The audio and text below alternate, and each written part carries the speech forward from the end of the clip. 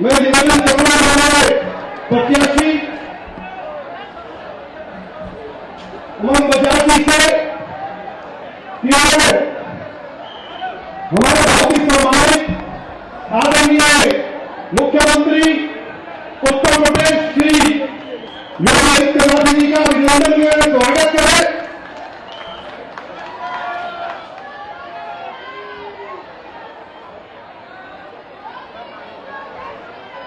योगी जी को जय श्री राम, योगी जी को जय श्री राम। जोरदार करते ध्वनि से अभिनंदन करेंगे। भारत माता की, भारत माता की। योगी जी, योगी जी, योगी जी, भारतीय जनता पार्टी।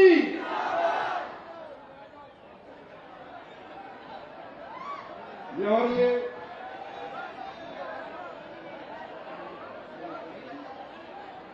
आज हमारे लिए और भी हर्ष का विषय है। बहुत लंबे समय के लिए जो राजनीतिक क्षेत्र में सक्रिय है और इस क्षेत्र में से विधायक रहे आम आदमी पार्टी के पूर्व विधायक, मैं उनसे निवेदन कर रहा हूं विजेंद्र गर्ग जी से कि वो आगे आए और मैं हमारे यशस्वी आदरणीय योगी आदित्यनाथ जी से उनसे निवेदन कर रहा हूं कि वो उनको पार्टी में सम्मिलित करें। विजेंद्र गर्ग जी जोरदार करते ध्वनि से अभिनंदन करें, ताली बजा के अभिनंदन करें।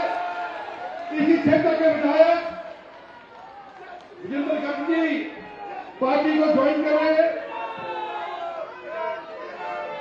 अभी वर्तमान में वो दिल्ली खाद्य और ग्राम उद्योग बोर्ड के सदस्य भी हैं। अब मैं निवेदन कर रहा हूं हमारे 2-3 और साथी के साथ जो पार्टी के आम आदमी पार्टी के स्तंभ कहा जा रहे हैं वो भी आज पार्टी को ज्वाइन कर रहे हैं। चरणजीत ग्रोवर जी, रवि अस्थाना जी और जगजीत सिंह सियाल जी, तीनों साथी आ जाए और आकर के वे भी भारतीय जनता पार्टी की सदस्यता ग्रहण करें। जगजीत जी, यह आज हमारे लिए बहुत ही हर्ष का विषय है। देखिए कि अगर इस प्रकार के साथी अगर उस दल को छोड़कर यहां आ रहे हैं तो केवल मोदी जी की गारंटी से आज वापिस आ रहे हैं। मैं अब निवेदन कर रहा हूं हमारे प्रत्याशी, हमारे कैंडिडेट जो साथ के वास्ते निगम पार्षद भी है उमंग बजाज जी, वे आए और आकर के अपनी बात रखें।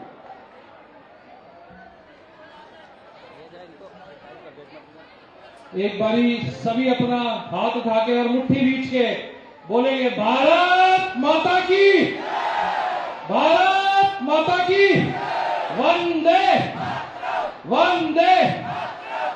मंच पे विराजमान हिंदू हृदय सम्राट उत्तर प्रदेश के माननीय मुख्यमंत्री श्री योगी आदित्यनाथ जी, सम्मानित मंच उपस्थित मेरे पिता तुल्य बुजुर्गों, मेरी माताओं, भाइयों, बहनों एवं समस्त इंद्रपुरी परिवार को जय श्री राम। मेरा समस्त इंद्रपुरी और राजेंद्र नगर विधानसभा का परिवार यहाँ है। मैं आप सबसे एक चीज पूछना चाहूंगा, क्या पिछले 10 साल में इस निकम्मी सरकार ने आपको साफ पानी दिया? क्या सही सड़कें दी? क्या ऐसी लोकेलिटी थी जहां पे सीवर का पानी बाहर आ रहा हो? और ये कह रहे थे कि बिजली के बिल माफ करेंगे। कितनों के बिल माफ हुए? अब इनको जवाब देने का समय आ गया है। ये चुनाव दिल्ली का चुनाव है, ये दिल्ली की आने वाली विकास का चुनाव है।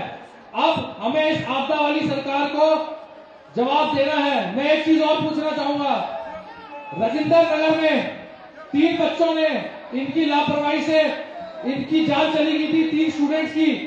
क्या वो सही हुआ था, गलत हुआ था?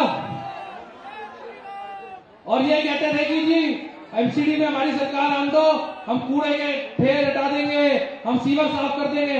वहां पे गलती भी जल बोर्ड की थी, गलती भी एनसीडी की थी, फिर भी इन्होंने कार्य किया। इस चीज का भी जवाब इन्हें देना पड़ेगा। मैं उपस्थित अपने सभी परिवारजनों से यहाँ ये अपने दिल से विनती करता हूं कि 5 तारीख को कमल का बटन दबाएं और दिल्ली में 8 तारीख को डबल इंजन की सरकार लाएं, जिससे दिल्ली में भी विकास हो सके। और जैसे कि आप देख रहे होंगे आजकल प्रयागराज में महाकुंभ चल रहा है, रोज 2 करोड़ लोग वहां स्नान करते हैं। वहां की व्यवस्था देखिए, वहां की साफ सफाई देखिए, और यहाँ देखिए ये पिछले 11 साल से कह रहे हैं कि हम यमुना साफ करेंगे।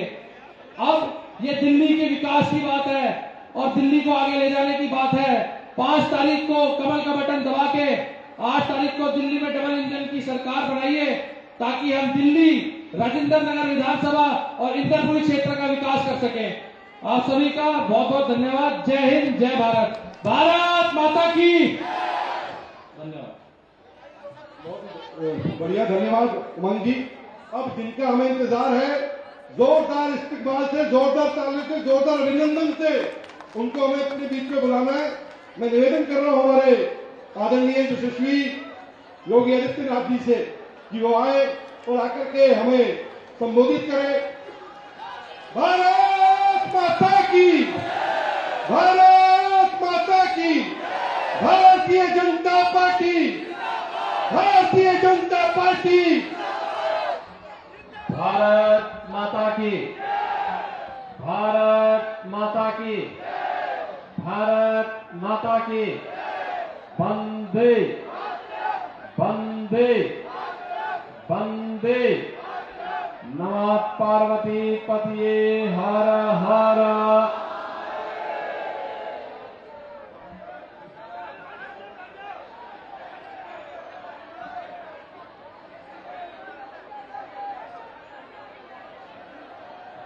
भारतीय जनता पार्टी के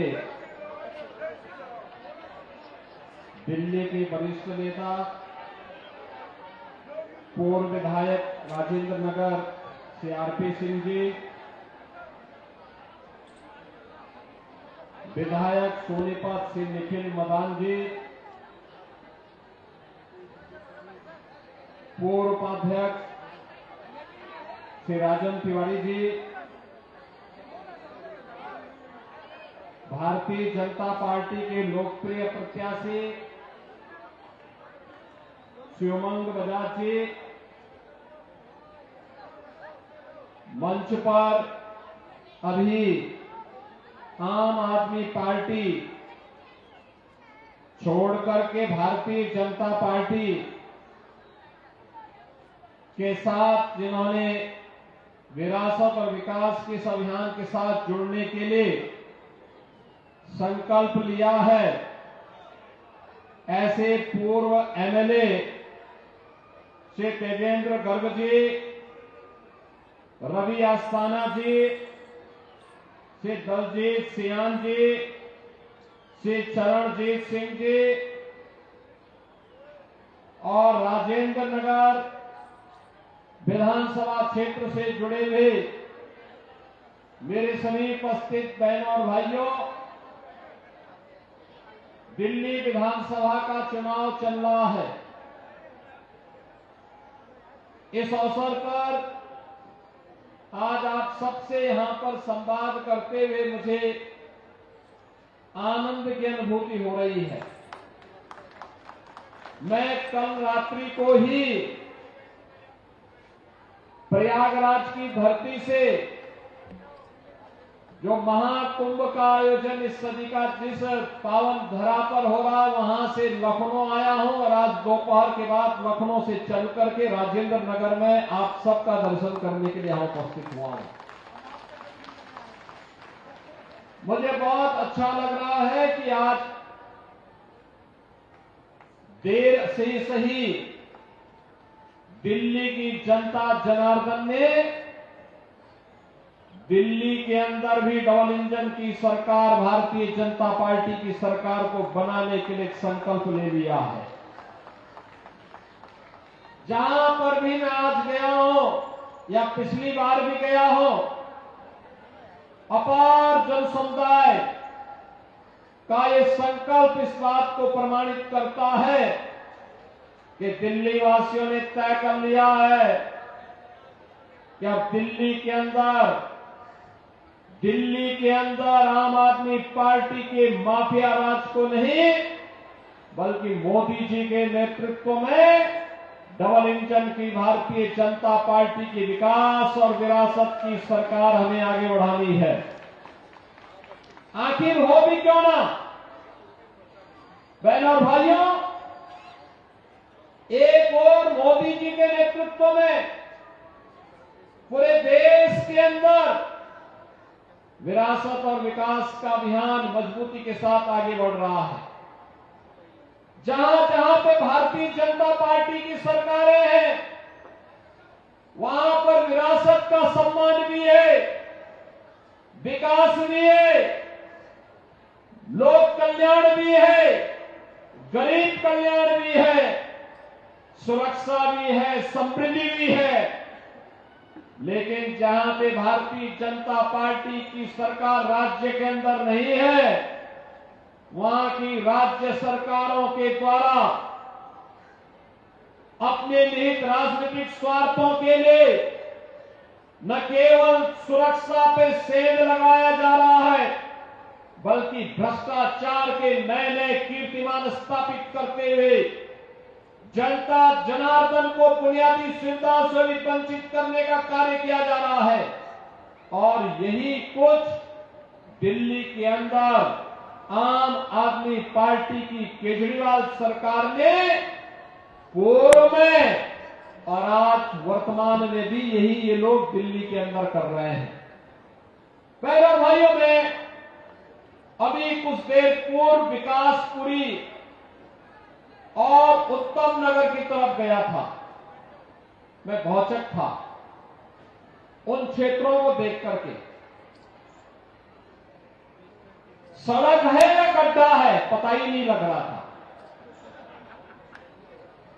सड़कों पे सीवर बह रहा था, भयंकर बदबू थी, पूरी सड़कें कूड़े से भरी पड़ी थी, अव्यवस्था और अराजकता का तांडव था। बिजली के तार सड़कों पे झूल रहे थे, कोई सुविधा नहीं। आम आदमी पार्टी ने दिल्ली को कितना नारकीय बना दिया है, ये अंदाजा आप यहां की सड़कों पर, और अभी कुछ दिनों के अंदर जब टैंकर माफिया के द्वारा पानी के लिए तरसाया जाएगा, उस समय भी ये दृश्य आप देखेंगे। आम आदमी पार्टी के इन कारनामों को देखने का अवसर दिल्ली ही नहीं पूरा देश देखता है, पूरी दुनिया देखती है। बहनों भाइयों, मैं भौचक हूं। जब मैं पिछले दिनों दिल्ली आया था तब भी मैंने केजरीवाल जी को कहा था कि अरविंद जी, आप भी चीफ मिनिस्टर रहे हैं, मैं उत्तर प्रदेश का मुख्यमंत्री हूं, मैं तो अपने पूरे 54 सदस्यीय कैबिनेट को लेकर के प्रयागराज गया। मां गंगा, मां यमुना और मां सरस्वती के संगम की त्रिवेणी में मैंने डुबकी लगा करके स्नान भी कराया, उन्हें आचमन भी हम लोगों ने लिया और उत्तर प्रदेश के विकास की एक बेहतर कार्य योजना को आगे बढ़ाया। लेकिन अगर इनमें नैतिक साहस है तो अरविंद केजरीवाल जी को स्वयं यमुना जी ने अपने कैबिनेट के साथ जाकर के डुबकी लगा करके आचमन करके दिल्ली वासियों को आश्वस्त करना चाहिए कि यमुना शुद्ध है, अविरल है, निर्मल है। इनमें साहस नहीं है, ये नहीं कर सकते, क्योंकि इन्होंने अविरल और निर्मल गंगा को, हमारी पौराणिक यमुना को याद करिए, जिस यमुना जी के किनारे भगवान कृष्ण ने 5000 वर्ष पहले अपनी पूरी लीलाएं रची हो, दिल्ली के अंदर वही यमुना नाले में बदल गई, गंदगी का एक नाला बन गया है। लोग हंसते हैं आम आदमी पार्टी की अराजकता पर, इस भ्रष्टाचार पर। उत्तर प्रदेश के अंदर गंगा अविरल और निर्मल हो गई। हमने आगरा के बाद यमुना जी ने व्यापक शोधन के कार्यक्रमों को आगे बढ़ाया। परिणाम है कि प्रयागराज में जाकर के मां गंगा और यमुना का संगम जब होता है तो संगम में अविरल गंगा है तो अविरल यमुना भी है। परिणाम है कि कोटि कोटि श्रद्धालु आकर के संतों के सानिध्य में महाकुंभ का स्नान कर रहे हैं। पिछले 16 दिनों में अब तक 18 करोड़ लोगों ने स्नान किया है। और बहनों और भाइयों, महाकुंभ के 45 दिनों की अवधि में 40 से लेकर 45 करोड़ श्रद्धालु प्रयागराज की धरा पर आकर के इस पावन कुंभ का आनंद लेगा। मैं पूछना चाहता हूं, आखिर दिल्ली की जनता ने क्या किया था? क्यों इतना बड़ा अन्याय आम आदमी पार्टी की सरकार दिल्ली के साथ, यमुना जी के साथ कर रहा है? क्यों किया इन्होंने? ये प्रश्न आज इनसे पूछा जाना चाहिए। और मैं यह भी प्रश्न इनसे पूछना चाहूंगा, कहां इन्होंने दिल्ली के इंफ्रास्ट्रक्चर को वर्ल्ड क्लास बनाने की बात कही थी? जब भी केंद्र की मोदी जी के नेतृत्व की सरकार ने इन्हें कहा कि रैपिड रेल के लिए पैसा देना है, उत्तर प्रदेश अपना शेयर देता है, केंद्र सरकार अपना शेयर देता है, लेकिन दिल्ली की आम आदमी पार्टी की सरकार पहली रैपिड रेल के लिए अपना शेयर देने से इनकार करती। 12 लेन का हाईवे जो दिल्ली से मेरठ को जोड़ता, दिल्ली की सरकार ने सहयोग नहीं किया। दिल्ली के अंदर मेट्रो का विस्तार हो, केंद्र सरकार अपना पैसा देती है, दिल्ली की आम आदमी पार्टी सरकार अपना शेयर नहीं देती है। उत्तर प्रदेश आज में सबसे अधिक मेट्रो सिटी के रूप में जाना जा रहा है। उत्तर प्रदेश के अंदर हम लोगों ने 3 करोड़ से अधिक लोगों को, परिवारों को हर घर नल के साथ जोड़ने का काम किया है। लेकिन दिल्ली के अंदर टैंकर माफिया को प्रश्रय देकर के इन लोगों ने दिल्ली की जनता को पानी के लिए तरसाया है, एक एक बूंद पानी के लिए तरसाया है। मुझे तो कभी कभी लगता है कि ऐसा तो नहीं कि इनके अंदर औरंगजेब की आत्मा समा गई है कि दिल्ली की जनता को पानी के लिए तरसा रहे हैं। बहनों और भाइयों, मैं आपका आह्वान करने के लिए आया हूं, जो आम आदमी पार्टी आपको एक एक जल बूंद के लिए, एक एक बूंद जल के लिए तरसा रही है, उस आम आदमी पार्टी को एक एक वोट के लिए तरसाइए। ये सबसे अच्छा समय है, अन्यथा वक्त जाएगा फिर ये वही भ्रष्टाचार में लिप्त हो जाएंगे। ये दुनिया की पहली राजनीतिक पार्टी है, ये दुनिया की पहली राजनीतिक पार्टी है जिस पार्टी के ऊपर भ्रष्टाचार का आरोप लगा है। इस पार्टी के 1 दर्जन मंत्री और पदाधिकारी जेल के अंदर गए हैं या जेल में जमानत पर छूटे हैं। इन्होंने शराब घोटाला किया, भूमि घोटाला किया, यहां पर जनता जनार्दन की हर योजना में लूटपाट किया। इन्होंने यहां दिल्ली की जनता को विकास से भी वंचित किया, बुनियादी सुविधाओं से भी वंचित किया। यहां तक कि केंद्र सरकार के द्वारा स्ट्रीट वेंडर के लिए बनाई जाने वाली पीएम स्वनिधि योजना का लाभ भी यहां के पटरी व्यवसायियों को नहीं लेने दिया। यहां तक कि जिन गरीबों की झोपड़ियां थी उनके लिए मकान मिलते प्रधानमंत्री आवास योजना में, वो आवास भी नहीं लेने दिए। 50,000 आवास बने, लेकिन उन 50,000 आवास में उन गरीबों को इन्होंने कब्जा नहीं लेने दिया। याद करिए, देश के अंदर आयुष्मान भारत में 5 लाख रुपए की सुविधा हर जरूरतमंद को प्राप्त हो रही है। उत्तर प्रदेश के अंदर 10 करोड़ लोग आयुष्मान भारत की सुविधा का लाभ ले रहे हैं प्रतिवर्ष, लेकिन दिल्ली के अंदर 2.5 से 3 करोड़ की आबादी आयुष्मान भारत से वंचित है, क्योंकि आम आदमी पार्टी की सरकार इसको लागू नहीं करने देना चाहती। मोदी जी ने घोषणा की और लागू किया कि हम लोग 70 वर्ष से ऊपर के हर गरीब को 70 वर्ष से ऊपर के हर गरीब को मोदी जी ने घोषणा की और उसको लागू किया कि हर बुजुर्ग आदमी को, हर वृद्धजन को हम आयुष्मान भारत का 5 लाख रुपए का मुफ्त में उपचार का कार्ड देंगे। दिल्ली के अंदर उन्होंने लागू नहीं होने दिया। बहनों और भाइयों, ये गरीबों के साथ अन्याय करते हैं, समाज के तबके का शोषण करते हैं, दिल्ली की सूरत को बदसूरत करते हैं। मुझे याद है, यही दिल्ली है जिस दिल्ली को कभी मदन लाल खुराना जी जैसे नेताओं का नेतृत्व मिला था, जिस दिल्ली को विजय कुमार मल्होत्रा जी जैसे नेताओं का नेतृत्व मिला था, जिस दिल्ली में सुषमा स्वराज जी जैसी नेत्री का नेतृत्व प्राप्त हुआ था, जिस दिल्ली में साहब सिंह वर्मा जैसे यशस्वी नेता का नेतृत्व प्राप्त हुआ था, उस दिल्ली को इस आम आदमी पार्टी ने कहां पहुंचा दिया है। उस समय दिल्ली में देश बसने के लिए आता था, आज दिल्ली के लोग अच्छी सुविधा के लिए उत्तर प्रदेश के नोएडा में जाते हैं, गाजियाबाद में जाते हैं, वहां पे सुविधाओं के लिए वहां जाते हैं।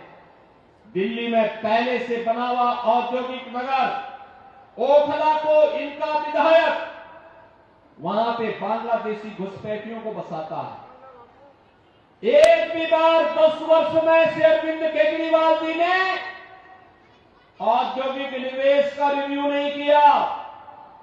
कितना निवेश आया है इसके बारे में इनके पास कोई आंकड़ा नहीं। कितने लोगों को रोजगार दिया ये नहीं बता सकते, क्योंकि इन्होंने उस पर कार्य ही नहीं किया।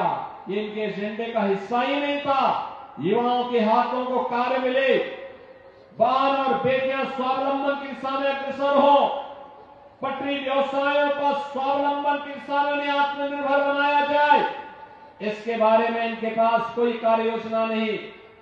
गरीबों की झुग्गी झोपड़ी को उन्हें पक्के मकान दे करके उनके सम्मान में अभिवृद्धि की जाए, इनके पास आम आदमी पार्टी के पास कोई कार्य योजना नहीं। हर गरीब के पास अपना राशन कार्ड होना चाहिए, और वह चाहे देश के किसी भी भाग का हो, अगर वह दिल्ली में रह रहा है तो दिल्ली में उसे राशन निकालने का पूरा अधिकार मिलना चाहिए, अपने राशन कार्ड में मिलना चाहिए। ये लोग आज भी उसको वंचित करने का कार्य करते हैं।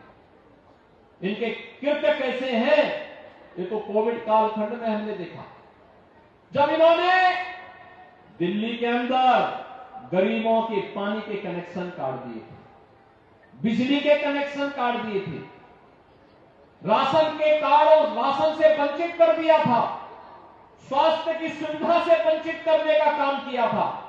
यही आम आदमी पार्टी की वास्तविक पहचान है। बहनों और भाइयों, आम आदमी पार्टी वक्फ बोर्ड का ही एक नया परिवर्तित रूप है। ये लोग जो जमीन देखते हैं उस जमीन पे काबिज होने का प्रयास करते हैं, और इसीलिए मोदी जी के नेतृत्व में आप देख रहे होंगे, मोदी जी के नेतृत्व में 10 वर्ष में जो कहा मोदी जी ने करके दिखाया। 10 वर्ष में जो कहा सो करके दिखाया। मोदी जी ने कहा था हम विरासत का सम्मान करेंगे, काशी में काशी विश्वनाथ धाम भव्य रूप में सबके सामने आ गया। 500 वर्षों का इंतजार समाप्त करके अयोध्या में राम मंदिर का निर्माण हो गया। हर व्यक्ति को याद अयोध्या जाता है, ये डबल इंजन सरकार के कारण मोदी जी के नेतृत्व में हुआ है। बहनों और भाइयों, आप उत्तराखंड के केदारपुरी में जाएंगे, भगवान केदारनाथ जी का भव्य केदारपुरी के दर्शन हमें देखने को मिलते हैं। मध्य प्रदेश में जाएंगे, महाकाल का महालोक का दर्शन देखने को मिलता है। वहां का विकास, वहां पे पर्यटन की सुविधाओं के विकास के माध्यम से लाखों लोगों को रोजगार की सुविधा प्राप्त हुई। आज मैं कांग्रेस के नेताओं को ही बोलना चाहूंगा, महाकुंभ के आयोजन में जो 18 करोड़ श्रद्धालु अब तक आए हैं, इससे गरीबों के रोजगार का सृजन भी हुआ है। उत्तर प्रदेश के बारे में लोगों की धारणाएं बदली है। अगले 30 दिनों तक लगातार ये सिलसिला चलेगा। 40 से 45 करोड़ श्रद्धालु जब उत्तर प्रदेश की धरती पे आएगा, लाखों गरीबों के लिए नए रोजगार का सृजन करते हुए भी जाएगा। लेकिन कांग्रेस या आम आदमी पार्टी इस ताकत को नहीं पहचान सकती। इसीलिए हिंदुओं की आस्था से जुड़े हुए हर मुद्दे पर ये लोग कुछ न कुछ नकारात्मक टिप्पणी करके हतोत्साहित करने का कार्य करते हैं। बहनों और भाइयों, आपने मोदी जी के नेतृत्व में सरकार को देखा है, बिना भेदभाव के 2014 में आते ही मोदी जी ने कहा था कि हमारी सरकार बिना भेदभाव के शासन की योजना का लाभ हर गरीब को, हर वंचित को, हर दलित को, हर अन्नदाता किसान को, हर महिला को उपलब्ध करवाने का कार्य करेगी। सबका साथ और सबका विकास का उन्होंने नारा दिया।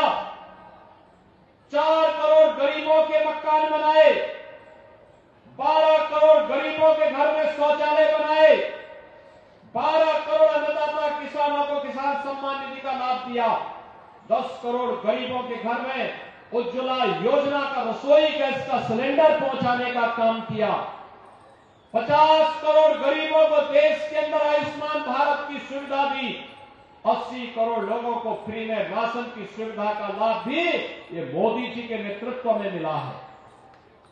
निराश्रित महिलाओं को निराश्रित महिला पेंशन, बुजुर्गों के लिए वृद्धावस्था पेंशन, दिव्यांग जनों के लिए दिव्यांग पेंशन, ये सभी सुविधा का लाभ बिना भेदभाव के हर गांव को, हर गरीब को, हर किसान को, हर नौजवान को, हर महिला को देने का काम ये मोदी जी के नेतृत्व में हुआ है। बहनों और भाइयों, जहां जहां डबल इंजन की सरकार है वहां विरासत का सम्मान है, तो विकास के बड़े बड़े कार्य भी हो रहे हैं, बड़े बड़े कार्य हो रहे हैं। हाईवे बन रहे हैं, रैपिड रेल बन रही है, एक्सप्रेस वे बन रहे हैं, मेट्रो का विस्तार हो रहा है, IIT, IIM बन रहे हैं, वर्ल्ड क्लास इंफ्रास्ट्रक्चर का निर्माण हो रहा है। लेकिन जहां पर डबल इंजन की भारतीय जनता पार्टी की सरकार नहीं, राज्य सरकार के सहयोग के कारण सारे के सारे विकास के कार्य अवरुद्ध हो जा रहे हैं। आम जनता उस राज्य की इससे वंचित होती है।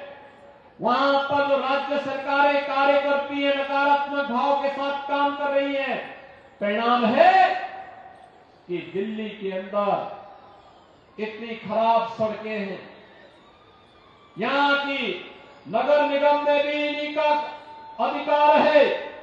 कितनी गंदगी सड़कों पर है, कूड़े के ढेर हैं, सीवर जगह जगह सड़कों में बह रहा है, जनता बुनियादी सुविधाओं से वंचित है। बहनों और भाइयों, मैं आप सबसे अपील करने के लिए आया हूं कि आम आदमी पार्टी की सरकार एक माफिया सरकार है। ये माफिया सरकार है, भू माफिया को प्रश्रय देती है, ये टैंकर माफिया को प्रश्रय देती है, बस माफिया को प्रश्रय देती है, ये तमाम प्रकार की अराजकता को जन्म देने वाली सरकार है। बांग्लादेशी घुसपैठियों और रोहिंग्या को प्रश्रय देकर के अराजकता फैलाने का काम करती है। इन्होंने ऐसा ही कार्य जामिया मिलिया के पास उत्तर प्रदेश की सिंचाई विभाग की सैकड़ों एकड़ लैंड थी। आम आदमी पार्टी के जनप्रतिनिधि और इनके पदाधिकारियों ने उस जमीन पर जबरन कब्जा करके बांग्लादेशी घुसपैठियों को बसाने का काम किया। हमने 2-3 बार चेतावनी दी, हमने आग्रह भी किया कि भाई इस सरकारी जमीन है, इस पे कब्जा मत करने दो। इनको ये लगता था कि दिल्ली में जो ये चाहेंगे वो कर लेंगे। 1 बार, 2 बार, 3 बार बोलने पे नहीं माने तो मैंने उत्तर प्रदेश से अपनी पीएसी फोर्स भेजी, दिल्ली पुलिस की मदद ली और बुलडोजर भेजे और मैंने एक ही झटके में सबको वहां से उजाड़ करके वापस अपना कब्जा लिया। और मैंने तो इस बारे में कहा, मैंने कहा दिल्ली के नागरिकों के लिए, चिकित्सालय के लिए, शिक्षा के केंद्र के लिए, किसी अच्छे कन्वेंशन सेंटर के लिए आवश्यकता पड़ेगी हम लोग देंगे। गरीबों के लिए मकान बनाने के लिए आवश्यकता पड़ेगी हम जमीन देंगे, लेकिन विदेशी घुसपैठियों के लिए 1 इंच जमीन नहीं देंगे। 1 इंच जमीन नहीं देंगे। बहनों और भाइयों, मैं आप सबसे अपील करने के लिए आया हूं। मोदी जी ने जो कहा सो करके दिखाया। कश्मीर में धारा 370 को समाप्त करने का मुद्दा हो या फिर सिटीजनशिप अमेंडमेंट एक्ट के माध्यम से पाकिस्तान, बांग्लादेश, अफगानिस्तान, श्रीलंका, यहां से आए हुए हिंदू, बौद्ध, सिख, इन सभी को सम्मान देने का काम, यह कार्य नागरिकता देने का काम ये मोदी जी के नेतृत्व में भारतीय जनता पार्टी की सरकार ने किया है। याद करिए, गुरु गोविंद सिंह जी के 4 साहिबजादों को सम्मान देने का काम ये भारतीय जनता पार्टी की मोदी जी के नेतृत्व ने दिया है। 26 दिसंबर की तिथि आप जान रहे हैं कि वीर बाल दिवस के रूप में मनाया जाता है। गुरु गोविंद सिंह जी महाराज, जिन्होंने खालसा पंथ की स्थापना करते समय एक ही संदेश दिया था कि सकल जगत में खालसा पंथ गाजे, जगे धर्म हिंदू सकल भंड भाजे। गुरु गोविंद सिंह जी महाराज, जिनके 4 पुत्रों में इस धर्म की रक्षा करने के लिए, देश की रक्षा करने के लिए अपने आप को बलिदान किया। उनके 4 पुत्र, बाबा अजीत सिंह, बाबा जुझार सिंह, बाबा जोरावर सिंह, बाबा फतेह सिंह, ये भारत के धर्म और संस्कृति की रक्षा करने के लिए अपने आप को बलिदान कर दिए थे। क्या कांग्रेस, क्या आम आदमी पार्टी, क्या इनका दायित्व नहीं बनता था कि वीर बलिदानियों को सम्मान मिले? अपने पूर्वज के नाम पर तो बाल दिवस रख दिया, लेकिन सही मायने में जो वीर बालक थे, जिनकी स्मृति को जीवंत करना चाहिए था, और बाबा अजीत सिंह, बाबा जुझार सिंह, बाबा जोरावर सिंह, बाबा फतेह सिंह को कांग्रेस ने, आम आदमी पार्टी ने कभी सम्मान नहीं दिया। वह सम्मान दिया तो मोदी जी ने दिया है, मोदी जी ने दिया है। गुरु गोविंद सिंह जी के इन 4 साहिबजादों को सम्मान देने का मतलब अपनी वर्तमान पीढ़ी को सम्मान देना। उनके सामने एक आदर्श रखा। आदर्श इस बात का रखा कि जैसे गुरु गोविंद सिंह जी के इन 4 साहिबजादों ने भारत की धर्म और संस्कृति की रक्षा करने के लिए उस समय अपना बलिदान दिया, जब देश के लिए कभी किसी बलिदान की आवश्यकता पड़ेगी, हमारी वर्तमान पीढ़ी के सामने आदर्श है ये 4 वीर बलिदानी। और इसलिए 26 दिसंबर की तिथि याद करना, बाबा साहब भीमराव अंबेडकर को कांग्रेस सदैव अपमानित करती रही। उन्होंने बाबा साहब भीमराव अंबेडकर को पहले संविधान सभा में आने से वंचित किया, फिर उन्होंने बाबा साहब भीमराव अंबेडकर को पहले आम चुनाव में परास्त करने का काम किया, फिर उपचुनाव में जब बाबा साहब भीमराव अंबेडकर लड़ने को तैयार हुए, तब भी कांग्रेस ने उन्हें परास्त करने के लिए एड़ी चोटी लगा दी थी। यहां तक कि बाबा साहब भीमराव अंबेडकर के अभिन्न सहयोगी को तोड़ करके उन्हीं को बाबा साहब के खिलाफ चुनाव लड़ाने का काम कांग्रेस ने किया था। जो व्यक्ति बाबा साहब भीमराव अंबेडकर को परास्त किया था, कांग्रेस ने 1970 में उन्हें पद्म पुरस्कार दिया।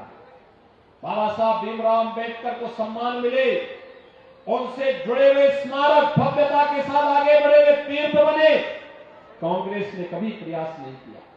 आज बहनों और भाइयों, मोदी जी ने बाबा साहब भीमराव अंबेडकर जिसे के बनाए हुए संविधान को भी सम्मान दिया। उन्हें बड़े सम्मान के साथ देश की नई संसद में भी रखा। 15 नवंबर की तिथि को 26 नवंबर की तिथि 2015 से संविधान दिवस के रूप में बनाने के लिए 26 नवंबर 1949 को बाबा साहब भीमराव अंबेडकर ने भारत के संविधान को बना करके संविधान सभा को सौंपा था।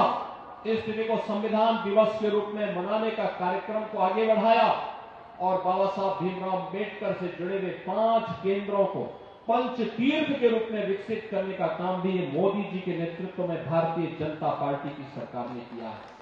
और इसलिए बहनों और भाइयों, मैं आप सबसे कहने के लिए आया हूं, भारतीय जनता पार्टी ने अपने चुनावी घोषणा पत्र में कहा है बहुत अच्छे ढंग से उन्होंने इस बात का उल्लेख किया है कि हम स्ट्रीट वेंडर को व्यवस्थित पुनर्वास करेंगे।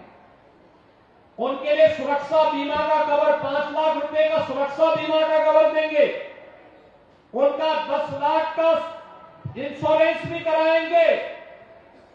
हर महिला को सम्मान देने के लिए मासिक धनराशि उपलब्ध करवाने का काम भी करेंगे। हर झुग्गी वासी को पक्का मकान बना करके देंगे, जिससे वह भी सम्मान के साथ एक जीवन को यापन कर सके। लेकिन बहनों और भाइयों, इसके लिए मैं आपका आह्वान करूंगा, भारतीय जनता पार्टी मोदी जी के नेतृत्व में डबल इंजन सरकार आज जिस दिशा में आगे बढ़ी है, देश की राष्ट्रीय राजधानी में डबल इंजन की सरकार आती है। अच्छी सड़कें बनेंगी, पेयजल की सुविधा जैसे देश के अंदर मिला है, गरीबों को मिलने वाली योजनाओं का लाभ जैसे पूरे देश के अंदर प्राप्त हो रहा है, ऐसे दिल्ली के अंदर भी मिलना प्रारंभ होगा। दिल्ली राष्ट्रीय राजधानी के रूप में जगमगाती हुई एक नए इंद्रप्रस्थ के रूप में दुनिया का ध्यान आकर्षित तभी कर पाएगी जब बहनों और भाइयों डबल इंजन की सरकार भारतीय जनता पार्टी के नेतृत्व की दिल्ली के अंदर भी आएगी। और इसी के लिए मैं आपका आह्वान करने के लिए आया हूं। दिल्ली में राजेंद्र नगर विधानसभा में भारतीय जनता पार्टी ने श्री उमंग बजाज को अपना प्रत्याशी बनाकर के आपके बीच उतारा है। उमंग बजाज एक जुझारू प्रत्याशी है। बहनों और भाइयों, जुझारू है, युवा है, कर्मठ है, आपके हक के लिए कार्य करने का जज्बा रखते हैं। वह आपके लिए दिल्ली सरकार से भी जूझने की सामर्थ्य रखते हैं। और केंद्र में तो खैर मोदी जी के नेतृत्व की सरकार है, तो सारी विकास मंत्रालय, गृह मंत्रालय की सभी योजनाओं का लाभ भी आपको देने को पूरी मजबूती के साथ काम करेंगे। और इसीलिए यहां पर सुश्री बांसुरी स्वराज जी सांसद है। बांसुरी स्वराज जी और उमंग बजाज विधायक के रूप में उनके साथ मिलकर के इस क्षेत्र के समग्र विकास को आगे बढ़ाने के लिए राजेंद्र नगर का हक देने के लिए यहां के गरीबों को, पटरी व्यवसायियों को, सभी नागरिकों को उनका हक प्रदान करने के लिए सुयोग्य प्रत्याशी के रूप में भारतीय जनता पार्टी ने उन्हें आपके बीच उतारा है। आपका आशीर्वाद उमंग बजाज को प्राप्त होगा। दोनों हाथ मिला करके थोड़ा एक बार आश्वस्त करो, आपका आशीर्वाद प्राप्त होगा। दोनों हाथ मिला करके मुझे बताओ, जहां तक मेरी आवाज जा रही है आपका आशीर्वाद मिलेगा। आगे पीछे ऊपर नीचे जहां जहां मकानों के ऊपर भी लोग हैं, वे सब भी इस बात के लिए आश्वस्त करो। सभी लोग सहमत हैं? सभी लोग सहमत हैं? तो 5 फरवरी को आप लोग आर पार की लड़ाई लड़ करके उमंग बजाज को कमल चुनाव चिन्ह पर विजयी बनाएंगे। तो मेरे साथ बोलेंगे, भारत माता की